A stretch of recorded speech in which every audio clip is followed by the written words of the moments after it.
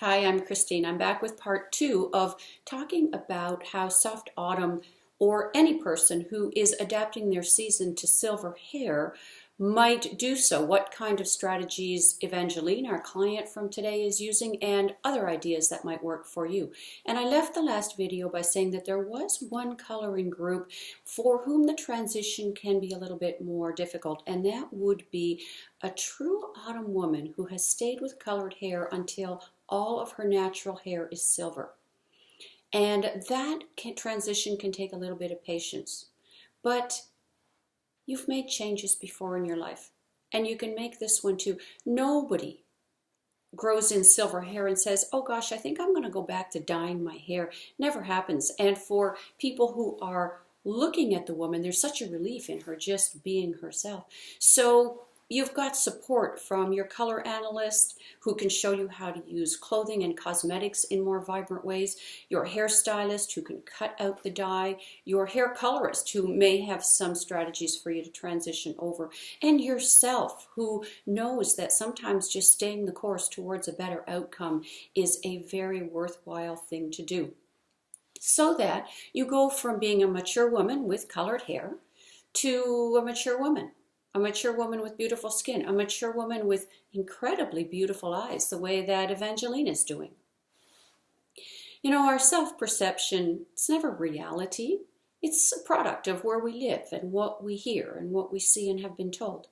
And it's never permanent. It's always changing. As people who have been color analyzed know, your self-perception can grow and evolve and adapt in dramatic ways. I watched the first video for the first edition of the book, Return to Your Natural Colors, the other day. I can't believe that that was me. And I mean, that woman was wearing a far better shirt than she ever would have known to pick before her color analysis. I'm not saying that she looked bad. Maybe I'm saying there was another way for her to look. She could look in a different way. People would react to her in a different way.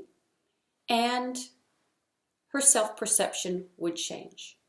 There's a saying that says, if you change the way you look, the things you look at change. That could apply to appearance as much as it does to worldview. In these years of silver hair, this is when women really step into their power. They stop giving bits and pieces of it away. And these are the years when you can become very whole and complete in yourself. Not that I have anything against hair color or makeup. I think they are both tremendous. They can be hugely appearance enhancing, particularly cosmetics, when the color on your head becomes a neutral block. But I do believe that finally in these years we can live on our own terms, and that we should be making the choices that we make for the right sets of reasons, not because we are looking to satisfy some external source of approval or satisfaction. The journey of self-acceptance and self-discovery, it's never over. You never get to be anywhere for very long before things change. And if you're not changing, well, the world around you is changing. And so there's always this adapting that you have to do. But it's not hard. Your season is there. It is a constant that doesn't change. It always has the answers for you. Kind of like exercise. Over time, those moves are in your body. Sure, your body's changing, but you've learned how to benefit from movement, and you've learned how to do so safely. Well, you adapt and you keep going, and the season is the same thing. What I love about season is that it's about me, or it is about you. It starts with you and it ends with you. It is not about rules, opinions. It's not about media telling women how they're supposed to look and doing what media often does, which is to play into our fears. It is not about people sitting around a table deciding how they're going to repackage something you already own 3 of. Beyond the incredible amount of choice, which is exhausting. You go into any store or shopping mall, and the amount of decision making you have to do to get out of there with something valuable and useful to you, it's exhausting physically, emotionally, and mentally. We want you to stop having to do that. We stopped. We don't negotiate those conversations anymore. So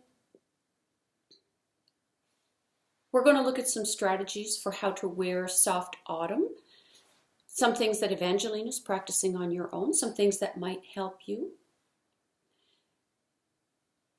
We're going to look a fair bit at colors that are dark, because when color is dark, well, first it's hard to see in the dark, but also we miscalculate and we overemphasize how important the darkness is. We say, well, it's dark. That must be what it is more than anything else. But we don't really say to ourselves, well, is it warmer than it is dark? Is it softer than it is dark? Is it softer than it is warm? Because we just don't know the answers. You're going to have to compare it to something that is calibrated to be able to really answer those questions with accuracy. And finally, do look at the Pinterest boards if you haven't for a while. They have been divided up so that they are now by season.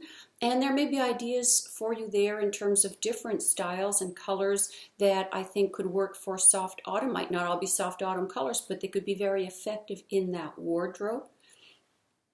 And look at everybody's Pinterest boards, because how I see it is one way of seeing it, but every person who comes into contact with color adds to it and enriches the world in the way that we see it.